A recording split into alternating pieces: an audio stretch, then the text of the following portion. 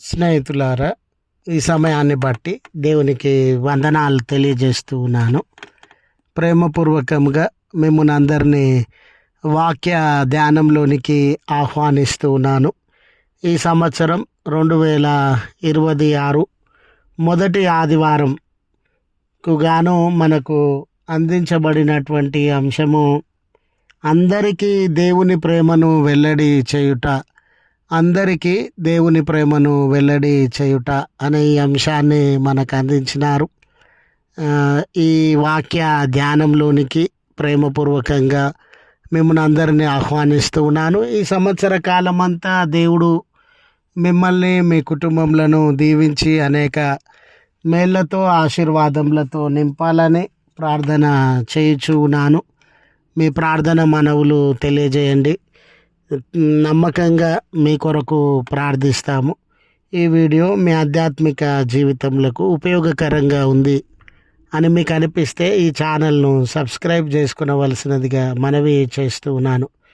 స్నేహితులారా, ఈ దినాన సమాజము, దేశము, ప్రపంచము, ప్రజలందరూ కూడా ఎలాంటి పరిస్థితుల మధ్య నింపబడినారు, ఎలాంటి జీవితాన్ని వారు అనుభవిస్తూ ఉన్నారు అని మనం పరిశీలించినప్పుడు భయంతో కూడిన పరిస్థితులు, యుద్ధం అనండి, వ్యక్తిగతమైనటువంటి అనారోగ్యం అనండి, ఎన్నో కారణాలను బట్టి మానవుడు భయం గుప్పిట్లో జీవించేటటువంటి వాడుగా ఉన్నాడు.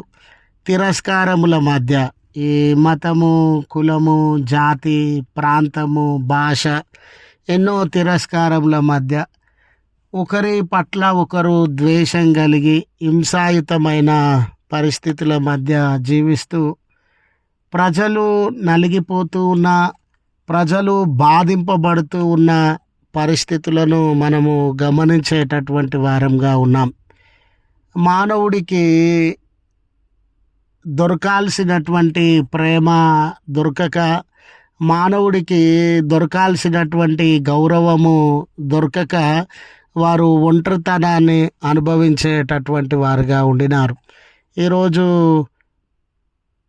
మంచి భోజన పదార్థాలు, సౌకర్యవంతమైనటువంటి జీవితము, వెలగలిగిన గృహములు, ఎన్నో ఉన్నతమైన స్థితిగతులు అనుభవిస్తూ ఉన్నప్పటికీ ప్రేమ కరువై, అయ్యో ఎవరు పట్టించుకోవట్లేదే, ఎవరు గౌరవించట్లేదే, ఎవరి అనురాగము, ఆప్యాయత పొందలేకపోతూ ఉన్నానే అనే భావన కుటుంబంలోనూ సమాజంలోనూ మనము అనుభవించేటటువంటి వారంగా ఉన్నాం.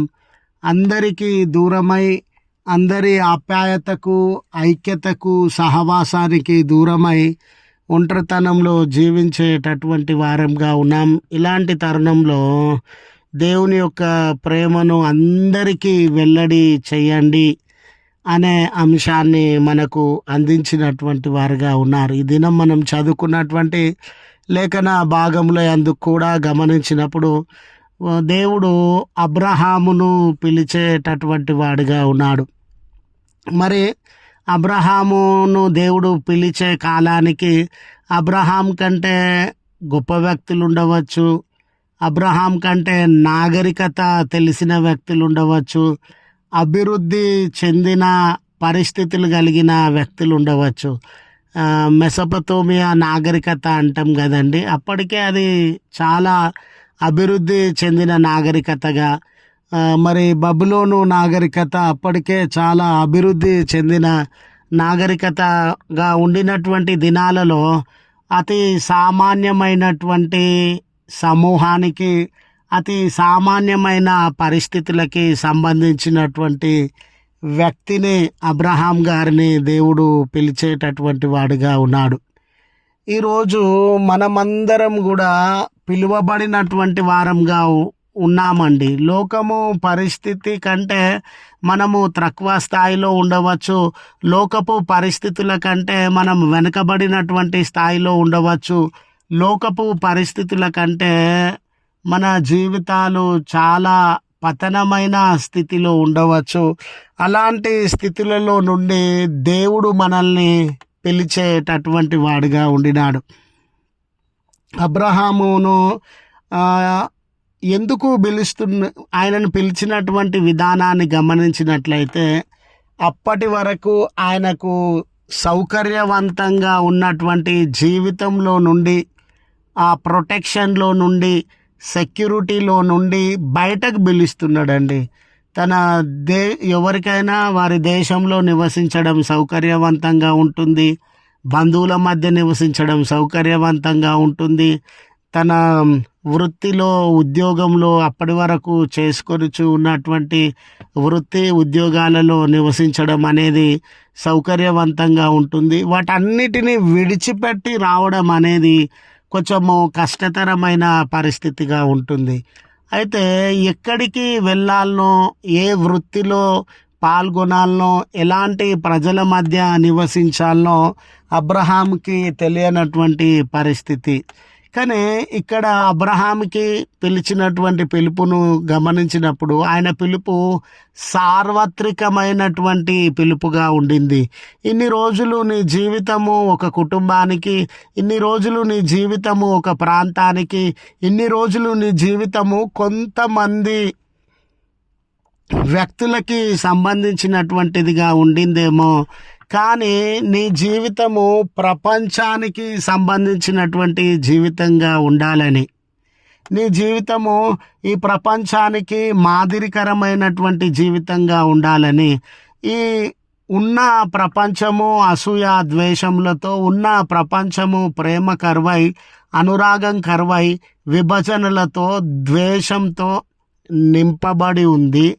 దీనికి అతీతంగా, దీనికి వ్యతిరేకంగా ఒక మాదిరికరమైనటువంటి సమాజాన్ని నిర్మించడానికి, ద్వేషము, ఈర్ష, పగ లేనటువంటి సమాజము, అందరూ సమాన స్థాయిలో నివసించేటటువంటి సమాజము, పక్షపాతము లేని సమాజము, ఒక మాదిరికరమైన ఈ ఇశ్రాయేలు అనే సమాజాన్ని నిర్మించడానికి దేవుడు అతడిని పిలుస్తూ ఉన్నటువంటి దేవుడుగా, ప్రత్యేకపరచుచున్నటువంటి దేవుడుగా ఉండినాడు.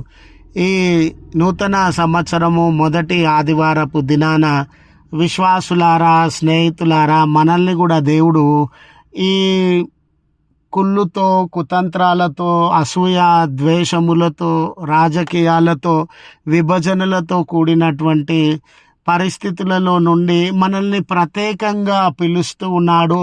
ఆయన ఉద్దేశం ఏంటనంటే, ఒక మాదిరికరమైనటువంటి సమాన స్థాయిలో సమానమైన గౌరవంతో జీవించేటటువంటి ఒక సమాజాన్ని నిర్మించాలని. రెండవ విషయాన్ని సువార్తల పాఠ్యభాగంలో మనం గమనించినప్పుడు, అది ఏ సమాజమై ఉండాలి అని అంటే అది ప్రేమ సమాజమై ఉండాలి అని దేవుడు ఆశించుచున్నటువంటి దేవుడుగా ఉన్నాడు. ప్రభుల వారి మాటల్లో మనం గమనిస్తాం, దేవుడు నన్ను ఏ రీతిగా ప్రేమించినాడో నేను మిమ్మల్ని ఆ రీతిగా ప్రేమిస్తూ ఉన్నాను. అంత మాత్రమే కాదు, మీరు ప్రత్యేకింపబడినటువంటి వారుగా, నన్ను వెంబడిస్తున్నటువంటి వారుగా, నా ప్రజలుగా, నా శిష్యులుగా ఉండినారు. అయితే ఉన్న ఈ సమాజంలో ప్రత్యేకత ఏమై ఉండాలనంటే, మీరు ఒకరిని ఒకరు ప్రేమించేటటువంటి వారుగా ఉండాలి. చూడండి స్నేహితులారా, దేవుడు ఎందుకు మనల్ని ప్రత్యేకపరచుకున్నాడు, ఎందుకు మనల్ని పిలిచినటువంటి దేవుడుగా ఉన్నాడు అనంటే, మనము ఒకరిని ఒకరము ప్రేమించుకునేటటువంటి వారంగా, ఒకరి ఎడల ఒకరము ప్రేమను వ్యక్తపరిచేటటువంటి వారంగా ఉండాలని దేవుడు మనల్ని పిలుచుకున్నటువంటి దేవుడుగా ఉన్నాడు. ఈరోజు అందరము విశ్వాసులమే, అందరము సంఘమునకు సంబంధించినటువంటి వారమే. మనలో ఉన్నటువంటి బలహీనతలు మనకు తెలుసండి. మన తోటి క్రైస్తవుడితో, తోటి విశ్వాసితో ప్రేమ కరువై ఎంత కఠినంగా, ఎంత క్రూరంగా, ఎంత అవమానకరంగా ఎంత ఇతరులకు నష్టములను కష్టములను కలిగించేటటువంటి వారంగా ప్రవర్తిస్తూ ఉన్నామో మనము అందరము ఎరిగినటువంటి వారము. ఇక్కడ దీన్ని ఒక సలహా మాదిరిగా ఇవ్వడం లేదు, ప్రభుల వారు దీన్ని ఒక ఆజ్ఞ మాదిరిగా ఇస్తున్నాడండి. మీరు ఒకరినొకరు ఖచ్చితంగా ప్రేమించాలి, ఇది నా ఆజ్ఞ అని ఆయన. ఏ రీతిగా ప్రేమించాలి? మనము చాలా సెలెక్టివ్గా ప్రేమిస్తామండి. వీళ్ళు నా కులస్తులు కాబట్టి, వీళ్ళు నా మతస్థులు కాబట్టి, వీళ్ళు నా పార్టీ వాళ్ళు కాబట్టి, వీళ్ళు నా బంధువులు కాబట్టి వీళ్ళని ప్రేమిస్తామండి. వేరే వాళ్ళను ప్రేమించాల్సిన అవసరత నాకేముందండి అనే ఆలోచన క్రింద మనం ఉంటాం. యూదులు కూడా ఆనాడు అదే ఆలోచన కలిగి జీవించినటువంటి వారుగా ఉన్నారు. అలాంటి తరుణంలో ప్రభుల వారు అంటూ ఉన్నారు, మీరు ఎలా ప్రేమించాలనంటే, నేను మిమ్మల్ని ఏ రీతిగా ప్రేమించినానో మీరు ఒకరిని ఒకరు ప్రేమించండి అనే మాటను ఇక్కడ మనము గమనించేటటువంటి వారంగా ఉన్నాం. ప్రభుల వారు మనల్ని ఏ రీతిగా ప్రేమించినారు అని అంటే, ప్రభుల వారు మనల్ని ప్రేమించడానికి తన జీవితాన్ని త్యాగం చేసినటువంటి వాడుగా ఉండినాడు. ఆకాశాన్ని విడిచి భూమి మీదకి వచ్చారండి. భూమిని విడిచి సిలువ మీదకి ఆయన తన జీవితాన్ని త్యాగం చేసినటువంటి వాడుగా ఉన్నాడు. మనలను ప్రేమించుట కొరకు ఆయన సర్వస్వాన్ని విడిచిపెట్టినటువంటి వాడుగా, సర్వస్వాన్ని త్యాగం చేసినటువంటి వాడుగా, వారి ప్రేమ మనకు మేలునిచ్చేదిగా, వారి ప్రేమ మనకు ప్రయోజనాన్ని కలుగజేసేదిగా, వారి ప్రేమ మనకు రక్షణను అందించేదిగా, వారి ప్రేమలో క్షమాపణ ఉండిందండి. మనము మంచి వాళ్ళమనే, భక్తులమనే, మనలో ఏ పాపము లేదనే, ఏ బలహీనత లేదనే ఆయన మనల్ని ప్రేమించలేదు. మనం బలహీనులముగా ఉన్నను, పాపులముగా ఉన్నను, ఆయన మనలను ప్రేమించినటువంటి వాడుగా, మనలో ఏ గొప్పతనము ఆస్తిపాస్తులు లేకపోయినను ఆయన మనల్ని ప్రేమించినటువంటి వాడుగా, అనగా ఆయన ప్రేమ అన్కండిషనల్, ఏ కండిషన్ లేకుండా, నువ్వు ఈ రీతిగా ఉంటేనే ప్రేమిస్తా, నువ్వు ఈ స్థితిలో ఉంటేనే ప్రేమిస్తా, ఈ ఉద్యోగంలో ఉంటేనే ప్రేమిస్తా అని ఏ కండిషన్ వారి ప్రేమలో లేదండి. అన్కండిషనల్గా వారు ప్రేమించినారు. అదే రీతిగా సర్వెంట్ హార్టెడ్, ఒక దాసుని మాదిరిగా తనను తాను హెచ్చించుకొనక, తనను తాను గొప్పవాడుగా తలాంచక, ఒక దాసుని మనసు కలిగి మనలను ప్రేమించినాడు. గనుక ఈ దినాన మనము ఎదుటి వారిని ఈ త్యాగపూరితమైన అన్కండిషనల్ ఫర్గివ్నెస్, సర్వెంట్ హార్టెడ్, ఈ రీతిగా ప్రేమించాలి. దాని కొరకే దేవుడు మనల్ని ప్రత్యేకపరిచినాడని గుర్తు చేయడానికి సంతోషిస్తూ ఉన్నాను. మోరోవర్, ఎప్పుడైతే ప్రజలకు దేవుని ప్రేమను మనం పరిచయం చేస్తామో, ఎప్పుడైతే దేవుని ప్రేమ వలన వారిని ప్రేమించేటటువంటి వారంగా ఉంటామో, వారు అనేక విషయాలలో ఆదరింపబడేటటువంటి వారుగా ఉంటారు, అనేక విషయాలలో ప్రయోజనము పొందేటటువంటి వారుగా ఉంటారు. ఎందుకనంటే గాడ్స్ లవ్ అనేది, దేవుని ప్రేమ అనేది అన్బ్రేకబుల్, అది శాశ్వతమైనటువంటిది, ఉన్నతమైనటువంటిది. దాన్ని అన్బ్రేకబుల్ లవ్ అండి. ఎల్లకాలం వాళ్ళని అది ధైర్యపరిచేదిగా, అది వాళ్ళను స్థిరపరిచేదిగా ఉండినట్లు మనం గమనిస్తాం. రోమా పత్రిక సందర్భాన్ని గమనించినప్పుడు రోమా పట్టణంలో ఉన్నటువంటి క్రైస్తవులు చాలా హింసలను, బాధలను, వెలివేతలను, గాయములను, చెరసాలను అనుభవించేటటువంటి వారుగా ఉన్నారు. రోమా ప్రభుత్వము క్రైస్తవ్యాన్ని అపార్థం చేసుకుందండి. క్రైస్తవ్యాన్ని ఒక విమతంగా భావించింది. రాజ్యము పట్ల, పాలకుల పట్ల విధేయత లేనటువంటి సమాజంగా భావించింది. అలాగుననే క్రైస్తవ్యంలో ఉన్నటువంటి కొన్ని పద్ధతులను వారు అపార్థం చేసుకున్నారు. ఆయన శరీరము తిని ఆయన రక్తము త్రాగడము అనే మాటలు ఆనాటి రోమా ప్రభుత్వానికి కానీ సమాజానికి కానీ నచ్చలేదు. ఒక మనిషి రక్తాన్ని తాగడం ఏందండి, ఆయన శరీరాన్ని తినడం ఏందండి, వీళ్ళు నాగరికత లేని ప్రజలండి అని తప్పుగా అర్థం చేసుకున్నారు. కనుక ఉద్యోగాలలో విలువ ఇవ్వలేదు, సమాజంలో విలువ ఇవ్వలేదు, రాజకీయాలలో విలువ ఇవ్వలేదు.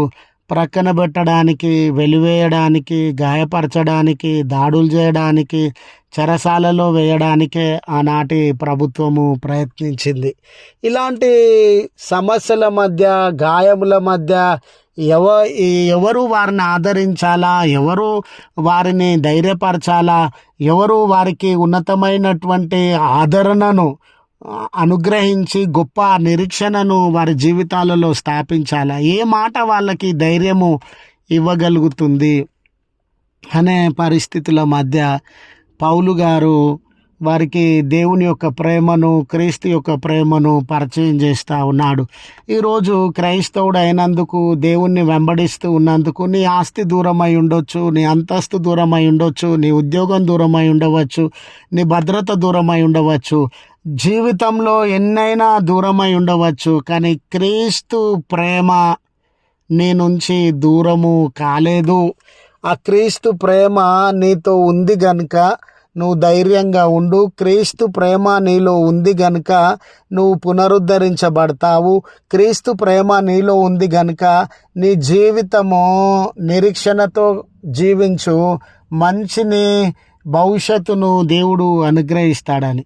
ఈరోజు మన చుట్టూ ఉన్న ప్రజల జీవితాలలో కూడా ఎన్నో శ్రమలు ఉండవచ్చు, గాయాలు ఉండవచ్చు. అలాంటి తరుణంలో క్రీస్తు ప్రేమ వాళ్ళను, దేవుని యొక్క ప్రేమ వారికి పరిచయం చేసినప్పుడు ఆ గాయాలలో నుండి, ఒంటరితనంలో నుండి, శ్రమలలో నుండి వారు హీల్ చేయబడతారు, స్వస్థత చేయబడతారని గుర్తు చేస్తూ ఈ మాటలను ముగిస్తూ ఉన్నాను. త్రియేక దేవుని దివ్యమైన సన్నిధి కాపుదల మనెల్లరకు ఈ సంవత్సర కాలమంతా తోడై ఉండి నడిపించునుగాక. ఆమెన్.